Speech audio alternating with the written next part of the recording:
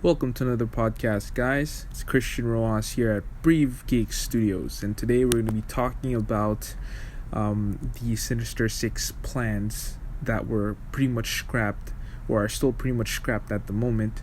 But recently, Andrew Garfield has opened up about these plans and how excited he was to be working with it, with the director Drew Goddard. And essentially it's kind of hyping us fans up because he's pretty much teasing that they might still be moving forward with it at a later date soon, sometime in the future. So yeah, let me read the quote. So he said, "I don't really know how close it was, but I definitely had some meetings, and it was really exciting, I have to say, because I love Drew so much, and I love Cabin in the Woods and the other things he's done. We just arrived like a house on fire. I loved his vision. She was so unique and strange and unconventional in his creative choices, so it was definitely a fun couple of months. But life, it would have been nice, maybe one day I could do it, but it would have been great." So the thing about this quote that like on a Grammarly level, I don't even know if that's a word, he switches from he to she, so I don't know exactly what that means. But yeah, let's pretty much just talk about like the ramifications of what he just said. So he's saying that they were so close that they were about to start up pretty much, and he was also familiar with the director's work, which excited him even more about the project. And I personally haven't watched Cabin in the Woods, but I've seen trailers and it looks like a pretty damn cool concept, because I think from what I remember, spoiler alerts if you haven't seen Cabin in the Woods, Cabin in the Woods is actually a movie about like this house, like this typical horror movie house where these teenagers go in and they get picked off one by one, but it turns out there's this mastermind behind this, like kind of like Saw, but it's like a reality television type twist or something like that. But I think that concept's really nice. So seeing that from our knowledge, the Sinister 6 movie was going to be kind of like an Ocean's 11. I know it's been a while, but I do remember reading those articles, and I think it was in the works even before Suicide Squad was released. So they were essentially kind of the first, almost the first at least, because if you think about it, they were both going to come out in 2016, so they would have come out at the same time, having like this Ocean's 11 type of feel where these villains kind of work together for a common goal.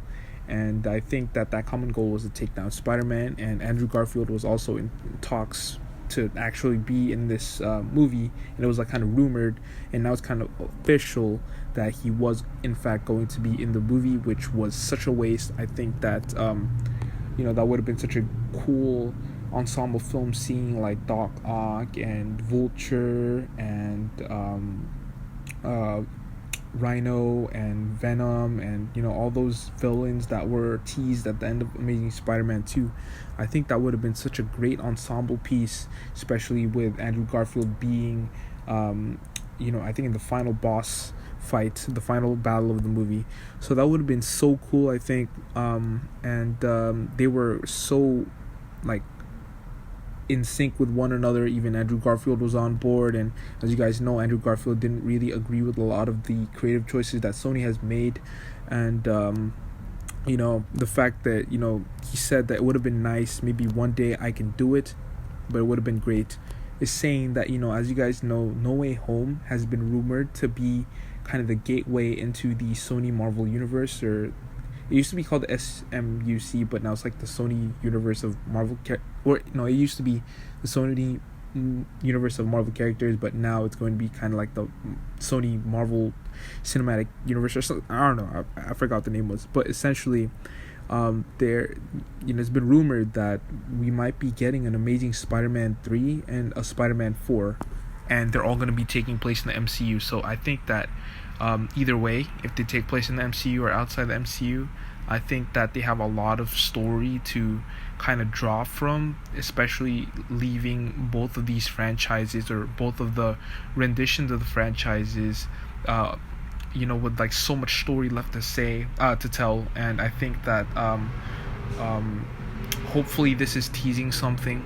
Hopefully that even if we don't get a Spider-Verse film, I'm hoping that they're going to be teasing the eventual return of Toby and Andrew in their own respective story.